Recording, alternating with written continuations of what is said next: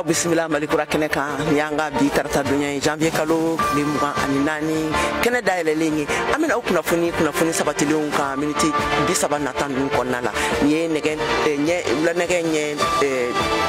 5 ntalan gosikan ye bamakɔ ani wagadugukaw fɛ yen nɔ aw tulo bɛ Keyatu Tarawele de kumakan na nin waati na ka bɔ VOA soba kɔnɔna na studio 6nan an ka kunnafoni kumabaw bi bɛna tali kɛ ninnu de kan a yirala k'a fɔ ko a ka ca ni kilo 800 ye cocaïne na min minɛna Sénégalikaw fɛ yen nɔ nama an ka laselilikɛla n'o ye Nama Jara ye o b'an bolo directement na ale bɛna na kunnafoni di an ma a kan o kɔfɛ a yirala fɛnɛ k'a fɔ ko fɛn min ye dɔgɔtɔrɔ dɔ ye min bɛ baara kɛ MSF mɔgɔw fɛ n'o ye nazaraw ka baɲumankɛtɔn dɔ ye awa k'o fɛnɛ wulikura o fɛnɛ kibaru olu bɛna da an ma awa ka fara o fɛnɛ kan Gawokaw fɛ yen nɔ tiliti kɛlɛɲɛbolilaw muso caman de sera Gawokaw fɛ yen nɔ o fɛnɛ kunnafoniw b'an bolo ka di aw ma ninnu de bɛna fara an ka laselilikɛlaw ka kunnafoni tɛmɛlenw kan ka tɛntɛn aw ye sisan ɲanzan kɔfɛ an ka ɲanzan lamɛn ka segin ka na kɔfɛ.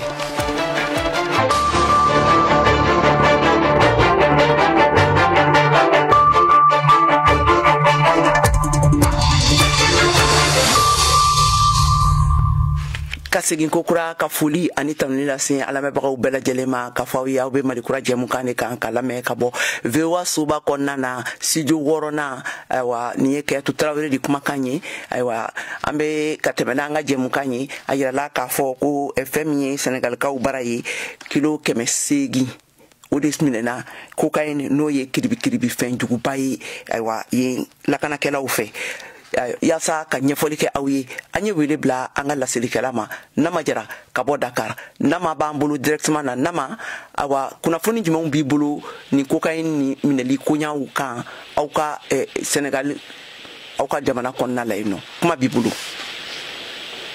Kiyatu ni fo ani ye so ko mara na ki ko bela jelo fo yo ko ko mo na Sénégal ci ta na ni ile ko na fami bi ka bon na ci do fi no ye DIFAI direction des relations publiques des armées dia fo bi trata ko do ko ni to ko kay douanier ya ki ko le fi a di ko ni ko do ko no ko ji ka sibiri tele su ka bu ji karila ko ni to be ko ni Dari itu dia orang jika ini Dakar begitu kita sama ada sama ni dulu. Mohon dia kuriun kalau mungkin nak ambil waktu ni nak nak proses. Jika kuriun orang di mana di mana, kalau kata di mana, ini mungkin sudah di mana kuriun orang untuk ni tidak kuni kita boleh orang ina pun kita saya pun tidak boleh lagi. Kali tu mana pana Senegal ni dulu tidak mani bercerita tentang dua mana. Dua itu cannabis au kilo que le nani ari di chabanyera kono na tumbe kana Dakar Senegal di gwani ya adira na ko ni mo di baka no ni choferi akoni ayire fi bafane me di ko kata ayire ko mali di ko ka o ma ke kamina nga kana tini ni chike ni do na ande wati na kidira Senegal ni mali dai tira hakili dina ko ko tan semene ni ko di gwani ni ko kay ni do kilo kile saba ni mali tani do ko kidira bula abotona mali na tumba kana Dakar dia tomba oni kaje ni ko kana yagira kana ko ni drogu ko kay ni ferli sanga bodo do farafina tibi yang kan jamana ula aku kadam na samba la ari ko na katab na samba la ari ngam plana drogu ko ni dibu kaje ko ni ko kan farafina tibi yang kan jamana ula tiatu ayiwa Nama an ka foli bi ka tɛmɛ n'an ka kunnafoniw ye a yirala k'a fɔ kɔrɔn fanfɛla la fɛn min ye MSF ye n'o ye Médecins Sans Frontières n'o ye nazaraw ka baɲumankɛtɔn dɔ ye olu ka baarakɛla dɔgɔtɔrɔ dɔ k'a wulikura Mohamed Toure bɛ a ɲɛfɔ an ɲɛna. Fɛn min kɛra o ye médecin min minɛ ka o médecin minnu y'a minɛ a fɔra ko groupe état islamique mɔgɔw de don olu de y'a minɛ ka taa n'a ye mais min de don ko mɔgɔ 5 de nana a minɛ ka taa n'a ye mais kunnafoniyaw b'a fɔ k'a fɔ ko o cɛ in a bɛ baara kɛ ni mɔgɔ de ye minnu ni mɔgɔ ninnu u bolo bɛ ɲɔgɔn bolo donc dɔw bɛ minnu bɛ baara kɛ o ka organisation yɛrɛ la olu fana ni jihadistu ninnu ka di o de la siga caman bɛ o kuma bɛ sen na halbi an se ka fɔ ko a sɔrɔla pise n'i y'a ta mɛnaka yɔrɔ yɛrɛ an bɛ se ka fɔ ko waati dɔ la Mali sardasiw ni risiw olu kun y'u daba gosi mais sisan u bɛ k'u yɛrɛ mara u bɛ ka yɔrɔ sɔrɔ pise a ma mɛn INECAR u y'u ka lajɛ dɔ kɛ o lajɛrɛ in senfɛ mɔgɔ caman minnu kun ye MSA mɔgɔw ye u bɔra MSA la ka taa IAD mɔgɔw nɔfɛ. Ka da basigibaliya min bɛ Ansongo fo Mɛnaka ka taa Niger Labzanga ni Mali dancɛ la a yirala k'a fɔ kɔsan na ko sɔrɔdasiw ye wulikajɔ kɛ walasa ka maaw bilasira o hukumu kɔnɔna na ni dɔgɔtɔrɔkɛ min wele kura nin faamaw ye mun fɔ a ko la mun de bolodara walasa ka a ɲini a bɛ yɔrɔ kelen min na sisan nin waati kelen nin kɔnɔ. Semaine tɛmɛnen an bɛ se k'a fɔ ko a bɛ dɔgɔkun 2 bɔ armée bɛ ka yɔrɔ sɔrɔ ka taa Ansongo ka taa Tinahama fo ka taa Kura commune la ka taa Wataguna ani T-Site fanfɛla fɛ fo ka taa Mɛnaka Mali sardasiw bɛ ka meuble bilasira waati dɔ kɛra meuble minnu bɛ bɔ Mɛnaka ka na Ansongo k'u kun da gawo kan o kun se ka bɔ Mɛnaka ka na ka sɔrɔ mɔgɔ ninnu ma u lajɔ mais sisan an bɛ se k'a fɔ ko yɔrɔ in lakana mana mais an bɛ se k'a fɔ ko lakana bi kana dɔɔni puisque sardasiw bi ka yɔrɔ in yɛrɛ lajɛ u ka drone ninnu kuru minnu bi taa yɔrɔ lajɛ o bi jihadisiw daba gosi parce que caman sara yɛrɛ n'i y'a ta T-Site fanfɛla la u ye jihadisiw kuru caman u y'u faga ani ka taa Tinahama donc o y'a kɛ basigi an se k'a fɔ ko a nana pewu mais a bi ka na dɔɔni dɔɔni. Nga n bɛ ka boloda Ansongo Mɛnaka yɔrɔ fanfɛla na fo ka taa jamana 3 dancɛ ninnu na. Liptako groupement Mali ni Burkina danfara la an bɛ se k'a fɔ ko hali bi basigi mana mais comme i y'a fɔ cogo min na a bi ka na dɔɔni dɔɔni puisque Mali sardasiw u b'o yɔrɔ lajɛ puisque sardasiw kuru caman nana fɔlɔ la sardasiw kun ma ca mais sisan u nana u bɛ ko Burkina ni Mali ka frontière la dɔw fana bɛ minnu kun fana bɛ Labzanga o ye Mali ni Niger o frontière o fana sardasiw caman bɛ tile fana la n bɛ se k'a fɔ ko sardasiw ka ca Ansongo cercle la u bɛ ka baara kɛ fana. nin tun ye Yusuf M Toure ka kumakanw y'ale kunnafoni sɛnsɛla ye radio Delta Adrar la ka bɔ Ansongo ka tɛmɛ n'an ka kunnafoni ye halisa kɔrɔnfɛla la a jirala k'a fɔ Gawokaw fɛ yen nɔ fɛn min ye kɛlɛɲɛbolilaw ye yirika caman de bɔra Ntilit kaw kunda Gawo kan ayiwa k'u sera Gawo Abubakar Toure n'ale ye Vewa Bambara ka kunnafoni sɛnsɛla ye ka bɔ Gawo ale bɛ ɲɛfɔli kɛ an ye a kan an ka kumakanw lamɛn. Ma caman bolila ka bɔ Ntilit ka na u sigi commune Gunzurɛ u ka village min bɛ fɔ Wabaya an taara u lajɛ ka se ka dɔn u ka condition bɛ cogo min an sera ka min sɔrɔ Barajal i t'o walawala an ye. Gawo marabolo n'a gɛlɛyaw bɛ ɲɔgɔn na hali sisan k'a da lakanabaliya kow sira kan Ntilitikaw olu wajibiyara ni ka bɔ u sigiyɔrɔ la an ye maa caman sɔrɔ yen cɛw ni musow denmisɛnnin ni mabakɔrɔw kɛnɛbagatɔw ni banabagatɔ minɛnw filifililen don fan bɛɛ fɛ tile gannen don dɔnyɔrɔ tɛ yen denw bɛ kasi la an sera ka gɛrɛ cɛkɔrɔba fɔlɔ min na fini fiman b'a la jalamugu melekelen b'a kunkolo la a bɛ kuma an ye lahalayaw minnu y'a to n'olu bɔra u sigiyɔrɔ la a ka kumakan yɛlɛmanen don bamanankan na an ka lamɛn. kan ne tonen digdeti yo bori kan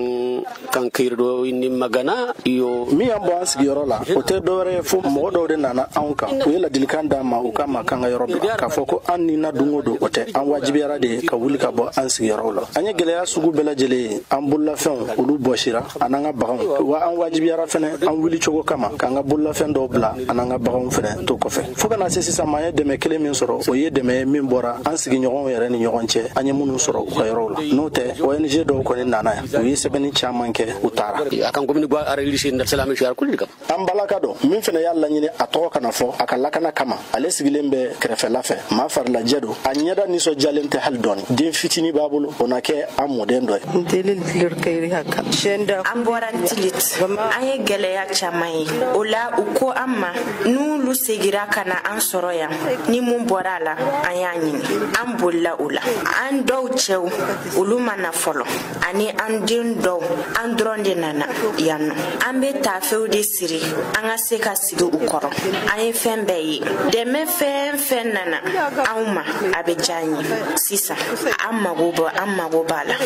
dumuni t'an bolo foyi t'an bolo bora yimirno harikenna anya min soro nyefe nale sigilembe gwani nkoro gwani min glalen do ni tafe sirilew ye yiri de nani mun turlen do dugukulo ka ale bi songa ke demsen na moye ka teme ma fla folo no ka afene ma son atoro ka fo aba yira na ka fo ma do yere ma se city la ya no usrane no u jatigele no u hakili sigilente ka daka u ka bagan u ya to kofe u ka nafolo u ya to kofe u bulibato de siraya u ni jatige anga ka kuma ka wala iron tiliti talawatani iron tiliti Allah shande kirtananti senga sugu be de kono anyen tiliti du bla unana dum folo mi ya damne ka bagan boshanna kofe unana ka fanyana ko ni shini shu yan soro ni mi yan soro aga la yinde du o folen kofe be ya ga minen fara nyonka mo be nu ga demba ya o isira mine wari te mo mun ko ruye kle sabake tagamala do yere yobuyeti fen u yere la mishu ni fonde ka sirata bodin kan ngi jowdo man tokti man ngi lekkale be jina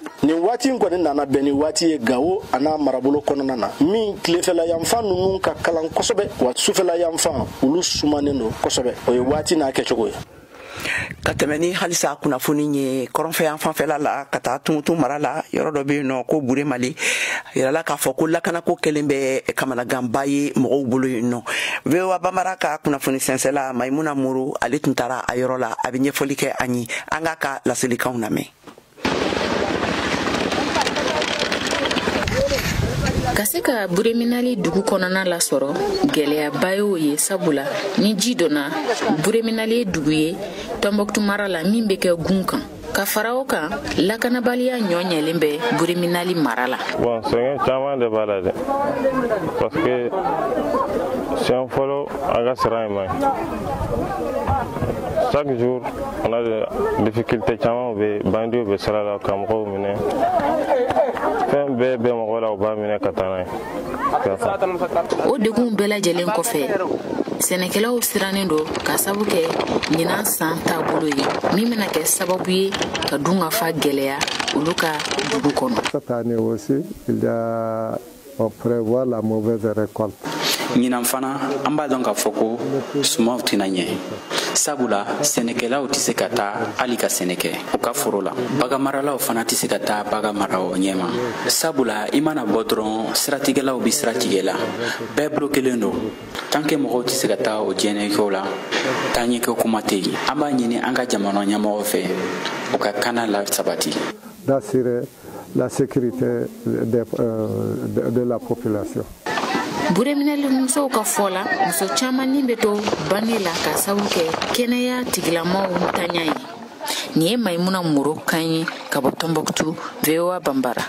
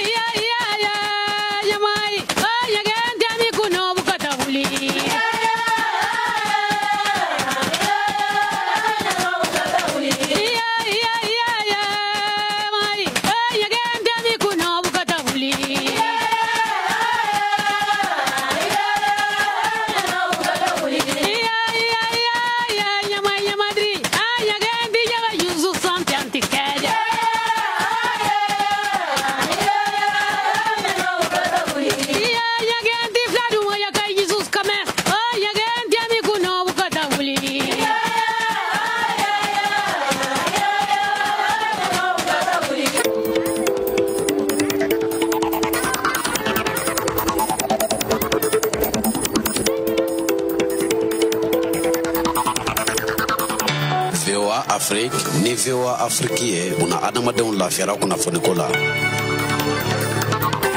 balima alisa ka fɔ ɲɛna a bɛ malikura jɛmukan de kan ka lamɛn ka bɔ studio wɔɔrɔnan kɔnɔna na VOA soba la aw tulo bɛ Kayatu Tarawele de kumakan na nin waati in na n'a mɔgɔ min bɛ fɛ k'i sɔgɔ an ka jɛmukan na an bɛ sɔrɔ Bamakɔkaw fɛ yen nɔ fiɲɛ turukala 102 kan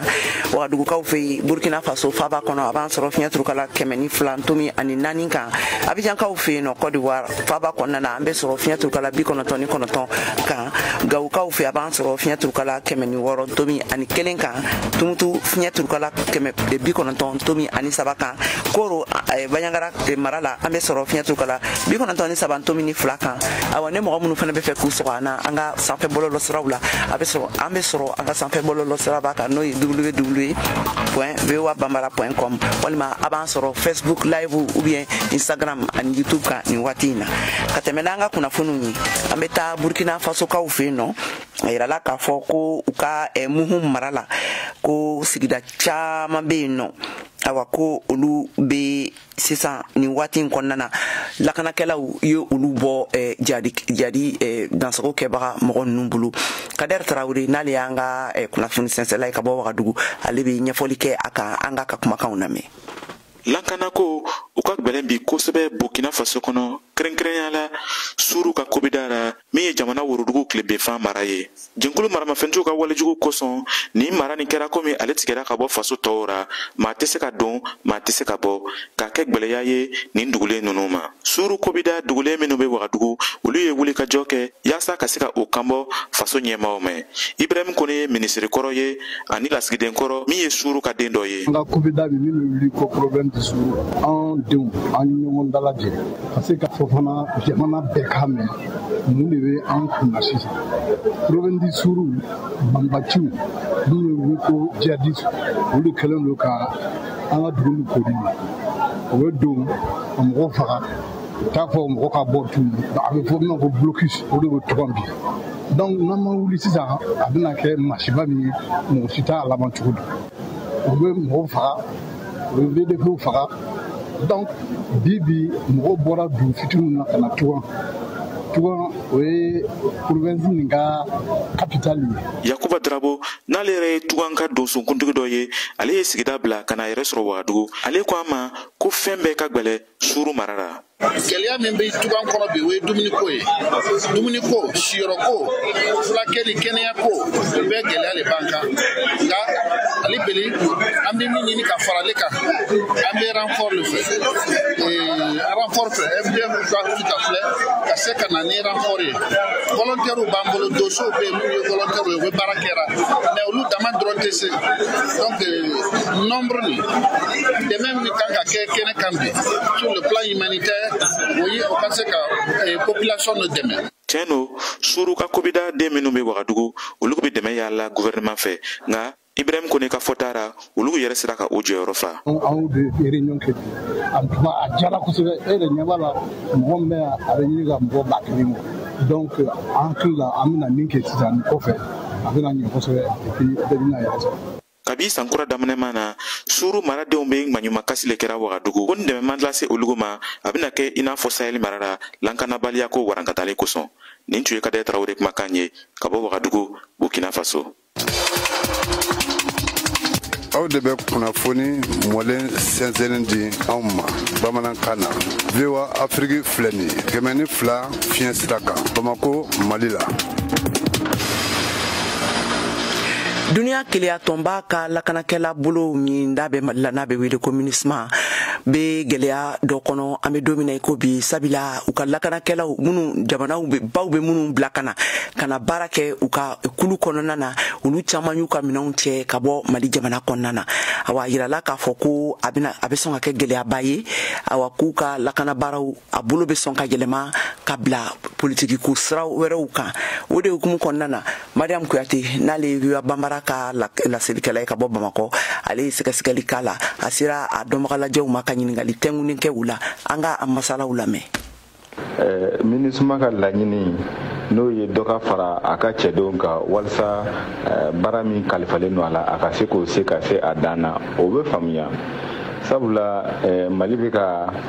min laɲini n'o ye jamana ka segin a cogoya la,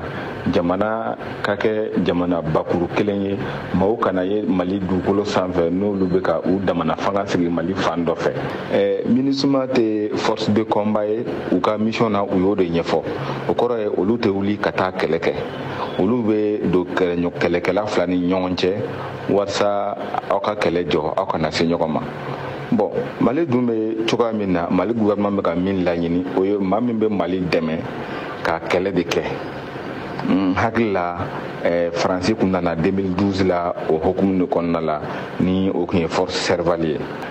MINUSMA ka mandat bɛ se ka falen, n'o ye MINUSMA kan ka baara min kɛ mali kɔnɔ, da bɛ se ka don a la, a bɛ kɛ ni sigikafɔ de ye. O sigikafɔ ye mali gouvernement ni MINUSMA maaw kan k'o kɛ. Mali yɛrɛ de kan ka wuli ni hakili la ka ɲa ta comment dire ka o ko in ɲɛmɔgɔya ta k'a fɔ MINUSMA bɛ anw fɛ yan, aw nana an fɛ, a diyara an ye, nka an bɛ fɛ aw ka cɛdenw ka nin jɔyɔrɔ ni nin jɔyɔrɔ ni nin jɔyɔrɔ ni nin jɔyɔrɔ de dafa anw ye, an mago bɛ aw la nin yɔrɔ in na nin yɔrɔ in na nin yɔrɔ in na. Kabini MINUSMA bɛ yan, a ye baara caman kɛ, n hakili b'a la a ye dɛmɛ kɛ kosɛbɛ en 2013 élection ko la, hali 2018 la élection présidentielle la MINUSMA ye dɛmɛba de kɛ parce que u ye élection minɛnw ta ka t'o bila yɔrɔ la. Gouvernement jamana ka maaw kun tɛ yɔrɔ min na kuma la ka yɔrɔ minnu lakana, i b'a o yɔrɔ dɔw kun bɛ yen ni MINUSMA ka cɛdenw kun bɛ k'olu lakana, donc a jɔyɔrɔ tɛ ban, nka ko in bɛɛ ye o yɔrɔ kuma kelen de ye, ɲɔgɔn faamuya baliya in de bɛ nin ko in kɔrɔ, fo ɲɔgɔn faamuyali de ka na MINUSMA jɔyɔrɔ la mali ka yɛrɛma hɔrɔnya in na. nin tun ye Dr Abdul Sugudogo ka kumakanw ye. Ale ye politiki dɔnbaga lajɛ sɛgɛsɛgɛlikɛla ye Mariam Kuyate ka mikro la. Ka tɛmɛ ne kunnafoniw ye, awa fɛn min ye mali kalanko o taabolo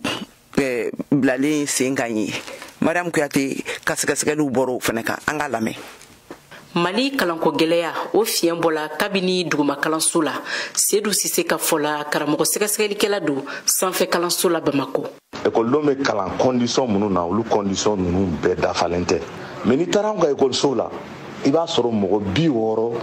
mɔgɔ 80, mɔgɔ 100 bɛ kilasi kelen kɔnɔ. Et karamɔgɔ kelen de bɛ yen. Bon, o karamɔgɔ kelen bɛ se ka mɔgɔ 80, mɔgɔ 100 lakalan cogo di k'olu ka se ka fɛn faamu. Nyo exemple kelen dɔrɔn ta, o ye kojuguba de ye, mais bɛɛ b'i ɲɛ panpa a kunna. Bref, k'a fɔ tout simplement an ka système ninnu b'an bolo a tɛ se ka taa parce que an ka kilasiw falen don kojugu. O siratigɛ la an y'an ka kuma galama tegun école somɔgɔ damadɔw la. Mamadu Isa Traoré. Denmisɛnninw ka kalan tiɲɛni sababu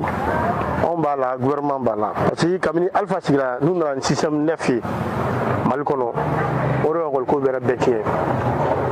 Parents fɛnɛ ka problème min ye sɔgɔn na u t'u wasa don denw na, ni denw bɔra école la t'u ka kaye minɛ k'a lajɛ,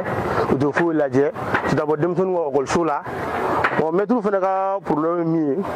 u bɛna fɛn min kɛ denmisɛnninw kun, est ce que u b'a dɔn u t'a dɔn wa? Parce que pédagogie tɛ école maître bɛɛ la bi. Ni mun ye dɔɔni kalan komi baara tɛ jamana kɔnɔ, u ko dɔw bɛɛ fana k'u bɛ kɛ maître ye, bɛɛ se ka kɛ maître ye, maître in fana kalan de bɛ kɛ. Musa Kone ale bɛ taa nin hakilina fɛ. Denmisɛnninw ka baisse de niveau a facteur ka ca, ne yɛrɛ a facteur kɛ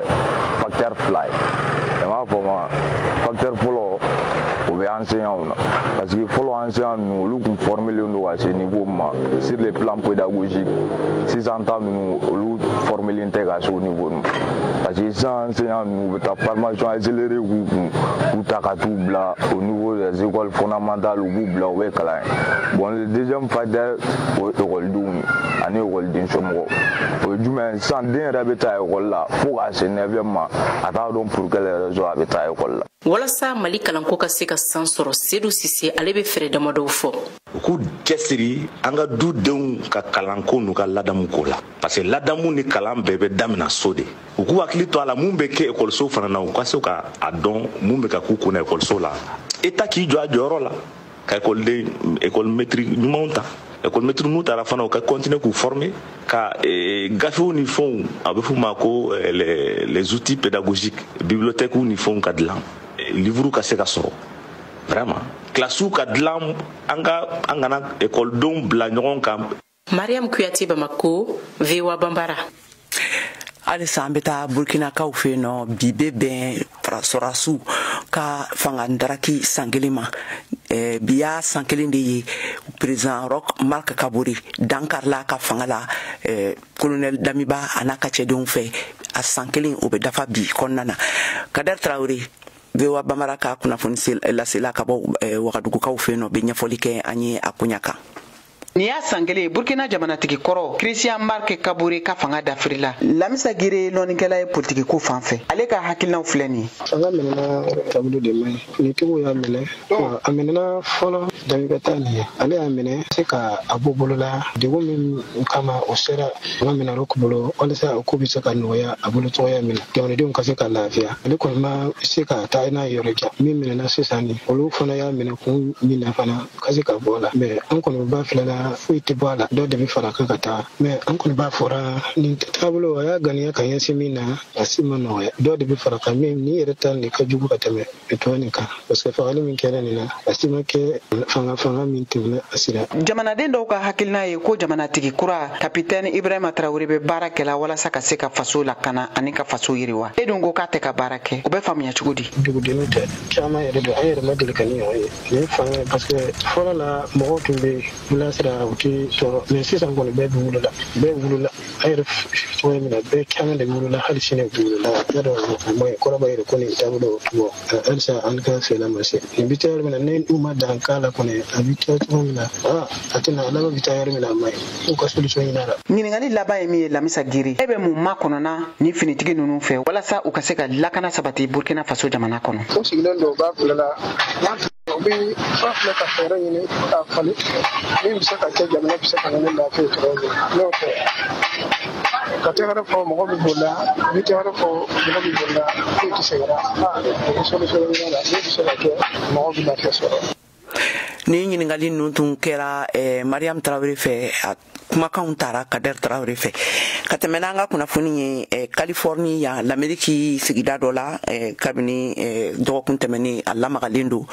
u ye fagaliba dɔ kɛra u ka dɔnkɛyɔrɔ dɔ kɔnɔna na awa kunun tɛnɛ fana na o yɔrɔ kelen na mara kelen kɔnɔna na fagali wɛrɛ kɛra ka fara u kan a fagali ninnu senfɛ mɔgɔ 18 ɲɔgɔn bɔnɛna u ni na tile 2 dɔrɔn kɔnɔna na wa Joe Biden n'o ye l'Amérique jamanakuntigi ye ale wulila ka kumakan labɔ k'a fɔ ko hakilijakabɔ ka kɛ marifako ninnu kan olu ka bila kɛrɛfɛ. Mariam Traoré bɛ ɲɛfɔ an ye an ka lamɛn.